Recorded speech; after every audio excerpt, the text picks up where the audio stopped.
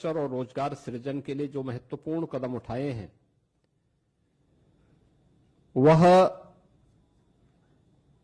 एक नए अधिनियम के रूप में, जिसमें विकसित भारत गारंटी फॉर रोजगार एवं आजीविका मिशन ग्रामीण एक्ट 2025 इस बात को लेकर के एक महत्वपूर्ण अधिनियम पारित हुआ है जो भारत के ग्रामीण विकास की दिशा से एक मील का पत्थर साबित होने जा रहा है। मित्रों, ये प्रेस वार्ता करने की आवश्यकता इसलिए पड़ी है क्योंकि जिन लोगों ने देश के अंदर लंबे समय तक देश के संसाधनों पर डकैती डाली, देश के एक गरीब को भूखों मरने के लिए, देश के नौजवान को पलायन करने के लिए, बेरोजगारी का दंश झेलने के लिए मजबूर कर दिया था, वे लोग इस प्रकार के रिफॉर्म का और इस प्रकार के एक पारदर्शी और ग्रामीण भारत के विकास का और विकसित भारत की संकल्पना का समर्थन करेंगे तो कहीं उनकी पोल न खुल जाए, क्योंकि फिर जनता जनार्दन उनसे प्रश्न करेगी कि आखिर तुम्हें भी तो मौका मिला था, तुमने ये क्यों नहीं किया। कांग्रेस और उनका इंडी गठबंधन इस महत्वपूर्ण अधिनियम को लेकर के कई प्रकार के प्रश्न खड़ा कर रहा है। आश्चर्य होता है कि देश के हित में, श्रमिकों के हित में, किसानों के हित में, गांव के विकास के हित के लिए उठाए गए जिस महत्वपूर्ण कदम का समर्थन होना चाहिए, जिसका स्वागत होना चाहिए और आदरणीय प्रधानमंत्री जी के प्रति, एनडीए के प्रति जिस इंडी गठबंधन को आभार व्यक्त करना चाहिए, आभार व्यक्त करने की बजाय वह भ्रष्टाचार को प्रोत्साहित करने के अपने पुराने कारनामों को ही खुल के समर्थन कर रहा है। बीपी जी रामजी एक्ट 2025, अगर हम इसकी उन विशेषताओं को देखेंगे, एक पारदर्शी प्रक्रिया, रोजगार सृजन की अधिक गारंटी और ग्रामीण क्षेत्र में अस्थायी परिसंपत्तियों के निर्माण के लिए यानी ग्रामीण इंफ्रास्ट्रक्चर में वृद्धि करने के लिए एक महत्वपूर्ण अधिनियम पारित हुआ है और यह विकसित भारत की आधारशिला बनेगी। विकसित भारत का लक्ष्य तभी साकार हो सकता है जब राज्य विकसित होंगे।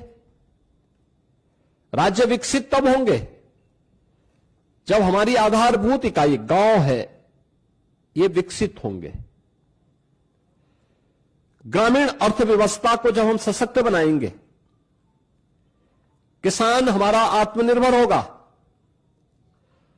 श्रमिक को सामाजिक सुरक्षा और उसको सम्मान सुनिश्चित होगा, तब विकसित भारत की संकल्पना आगे बढ़ेगी। और उसी भारत की विकसित भारत की संकल्पना को आगे बढ़ाने के लिए उठाया गया एक महत्वपूर्ण क्रांतिकारी कदम है।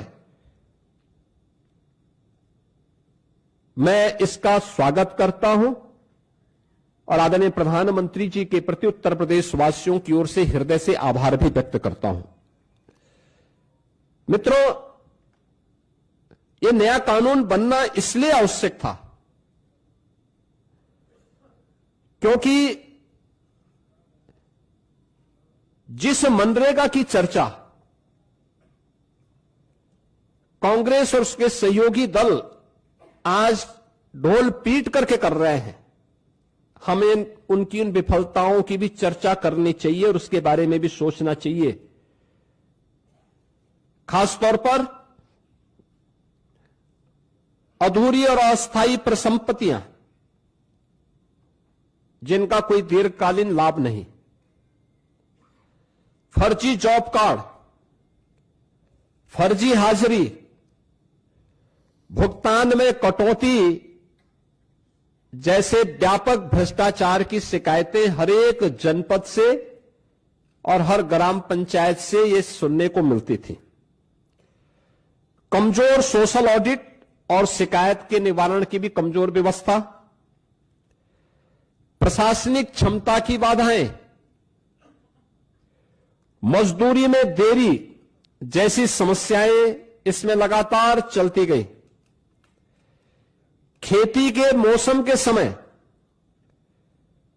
किसानों को मजदूर की संकट देखने को मिलते थे और एक श्रमिक जो ईमानदारी से काम कर रहा है उसको जब उसको काम की आवश्यकता है तब काम की गारंटी नहीं मिल पाती थी, और अगर उसने काम भी किया है तो उसको समय पे भुगतान नहीं होता था। रोजगार सृजन का विकास और अस्थायी परिसंपत्तियों के निर्माण का एक अस्थायी मैकेनिज्म इस योजना से बनाने में पूरी तरह विफल रही हैं, और इसलिए अब नए संशोधन में रोजगार की गारंटी 100 दिन से बढ़ाकर के 125 दिन किया गया है। साप्ताहिक वेतन यानी साप्ताहिक भुगतान होगा। ऐसा नहीं कि महीनों और वर्षों लग रहे हैं, अब हर सप्ताह लेबर ने काम किया तो साप्ताहिक उसे भुगतान होगा, और देरी होगी तो इसका मुआवजा भी देना होगा, यानी उसके लिए अतिरिक्त तो उसको ब्याज देना होगा। समय पर काम नहीं मिलने पर बेरोजगारी भत्ता अब कानूनी अधिकार हो गया है। यानी अगर कोई व्यक्ति कहता साहब मुझे काम चाहिए और काम नहीं दे रही है ग्राम पंचायत, तो उसके बदले में उसको भत्ता की गारंटी होगी। खेती के मौसम में किसानों को मजदूरों की कमी न हो, इसके लिए राज्यों को बुआई और कटाई के समय 60 दिन तक कार्य का विराम देने का अधिकार भी राज्यों को दिया गया है। राज्य तय करेंगे कि कब खेतीबाड़ी का समय है, उस समय मनरेगा के कार्य स्थगित रहेंगे, खेतीबाड़ी के कार्य के लिए लोग पर्याप्त संख्या में लोग मिल पाएंगे, और 125 दिन की गारंटी वर्ष भर में जो भी कार्य करने के इच्छुक हैं उन श्रमिकों को प्राप्त होगा। किसान और मजदूर दोनों के हित इसके माध्यम से सुरक्षित रखने की गारंटी दी गई है। खोदने और भरने वाली कामों पर विराम होने से स्वाभाविक रूप से जिनके हित प्रभावित हो रहे हैं वो चिल्ला रहे हैं, क्योंकि गड्ढा खोदते थे फिर उसको पाटते थे। ये प्रक्रिया अब उनके हित प्रभावित हो रहे हैं तो स्वाभाविक रूप से उनका चिल्लाहट होना स्वाभाविक रहे। अब इसमें 4 श्रेणियां दी गई हैं जिसका निर्धारण ग्राम पंचायत स्वयं तय करेगी। एक, मनरेगा का उपयोग जो पहले होता था वह कोई अस्थायी परिसंपत्ति आप नहीं बना सकते थे, लेकिन अब विकसित भारत जी राम जी के माध्यम से हम अस्थायी संपत्ति का निर्माण कर सकते हैं, और उसके लिए 4 प्रकार के प्रायोरिटीज तय की गई, प्राथमिकताएं जो तय की गई, श्रेणियां। एक, जल संरक्षण के लिए आप देख रहे होंगे ग्रामीण क्षेत्र में या शहरी क्षेत्र में अक्सर आप देखते हैं ग्रामीण क्षेत्र में बहुत सारे ब्लॉक को हमें वहां पर डार्क जोन के रूप में घोषित करना होता है। पानी की मात्रा बहुत नीचे जा चुकी होती है, कोई वहां पे अस्थायी व्यवस्था नहीं बन पाती है। आप इस योजना के माध्यम से जो मनरेगा में व्यवस्था नहीं थी, विकसित भारत जी राम जी के माध्यम से गारंटी दी गई है कि वह इसके माध्यम से जल संरक्षण की अस्थायी व्यवस्था क्रिएट कर सकते हैं, यानी रेन वाटर हार्वेस्टिंग की व्यवस्था, चेक डैम की व्यवस्था और उससे जुड़ी हुई अन्य सुविधाओं की को वहां पे गांव में वो क्रिएट कर सकता है। ग्रामीण बुनियादी इंफ्रास्ट्रक्चर के माध्यम से वह इन चीजों को वहां पे विकसित कर सकता है, सड़क, नाली, इन सब का विकास कर सकता है। आजीविका संबंधी इंफ्रास्ट्रक्चर को भी इसके माध्यम से क्रिएट कर सकता है, खेल का मैदान बना सकता है, ओपन जिम का निर्माण कर सकता है। गांव के पास पैसा है, गांव के पास लैंड है, गांव की मार्केट मंडी बना सकता है। गांव में सड़कों पे जहां तहां जो मंडी बनी हुई है उसको हटाकर उसको व्यवस्थित रूप से दुकानें बनवा करके एक अच्छे खाली जगह पर उसको अस्थायी रूप से सड़क से हटा करके एक सिस्टम के साथ जोड़ सकता है, जिससे सुरक्षा की गारंटी व्यापार उस दुकानदार के पास भी हो जाएगी और साथ साथ गांव के पास एक इनकम का माध्यम भी हो जाएगा। इस प्रकार की उसको भी किया जा सकता है। और प्रतिकूल मौसम घटनाओं से निपटने और आपदा तैयारी हेतु भी विशेष कार्य किए जा सकते हैं, यानी बाढ़ प्रबंधन के लिए गांव से जुड़े हुए छोटे छोटे कार्य हैं, उसके लिए शासन पे उनको निर्भर रहना पड़ता है। अब इसके लिए निर्भरता की आवश्यकता नहीं, ये सारी चीजें वहां पर उपलब्ध। आप इस विकसित भारत जी राम जी की इस स्कीम के माध्यम से इस अधिनियम आपको एक गारंटी दे रहा है। टेक्नोलॉजी को कानूनी अधिकार के रूप में अब शामिल इसके माध्यम से किया गया है। बायोमेट्रिक उपस्थिति, geo tagging, satellite imaginary, real time mobile app monitoring और EI से निगरानी और सीधे डिजिटल भुगतान, यानी अब हाजिरी भरने की औपचारिकताएं नहीं होंगी।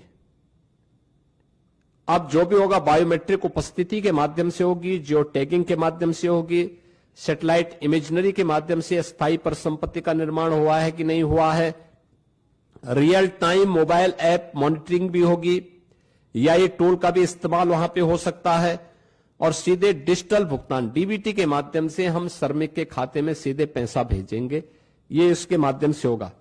फर्जी नामों पर पैसा उठाने का खेल अब हमेशा के लिए बंद। आपने देखा होगा इससे पहले समाजवादी पार्टी के समय में सोनभद्र में मनरेगा का भयंकर घोटाला हुआ था, CBI की इंक्वायरी उस समय उसकी चल रही है। यह भी उनके समय में लगातार होता रहा है। 6 माह में अनिवार्य सोशल ऑडिट, डिजिटल और समयबद्ध बहुस्तरीय शिकायत निवारण, जिला लोकपाल की व्यवस्था और केक के मानकों के अनुरूप ऑडिट की व्यवस्था भी इसके माध्यम से रहेगी। दूसरा, वित्तीय अनुशासन के साथ साथ यह संघीय संतुलन को बनाए रखने में भी एक बेहतर योगदान नया अधिनियम हमें देने जा रहा है, जिसमें केंद्र राज्य की साझेदारी 60-40 की हो गई। स्पष्ट वार्षिक बजट, लेकिन काम मांग आधारित ही रहेगा, यानी काम जो मांगेगा गांव में मांगेगा उसके अनुरूप ही वहां पे उसको कार्य भी दिया जाएगा। राज्यों को अधिक वित्तीय भागीदारी से में स्वामित्व, निगरानी और उसकी गुणवत्ता सुधार, ये राज्यों को इसका पूरा वो दिया गया है कि राज्य इसके लिए करेंगे। और मेरा मानना है कि कुल आवंटन में वृद्धि करके राज्यों को इस मनरेगा की तुलना में अगर इस नई स्कीम के माध्यम से आप देखेंगे तो विकसित भारत जी राम जी के माध्यम से 17,000 करोड़ रुपए अधिक धनराशि इसके माध्यम से प्राप्त हो सकती है। इसमें राज्यों को, यानी इससे पहले होता क्या था मनरेगा में, जिन राज्यों में श्रमिक कम है, जिन राज्यों में गरीबी कम है, उन राज्यों में पैसा ज्यादा जाता था क्योंकि फर्जी भुगतान होता था। लेकिन अब जिन राज्यों में लेबर क्लास ज्यादा है, जिन राज्यों में उन लोगों को, श्रमिकों को रोजगार की गारंटी मिलनी चाहिए, उन राज्यों को इसके माध्यम से ज्यादा कार्य मिलेगा, श्रमिकों का अधिकार बढ़ेगा भुगतान उनका सुरक्षित होगा, किसान को समय पर भी श्रम उपलब्ध होने लगेगा। अब रोजगार केवल राहत का माध्यम नहीं, अभी तो यह विकास और आत्मनिर्भरता का भी आधार बनेगा।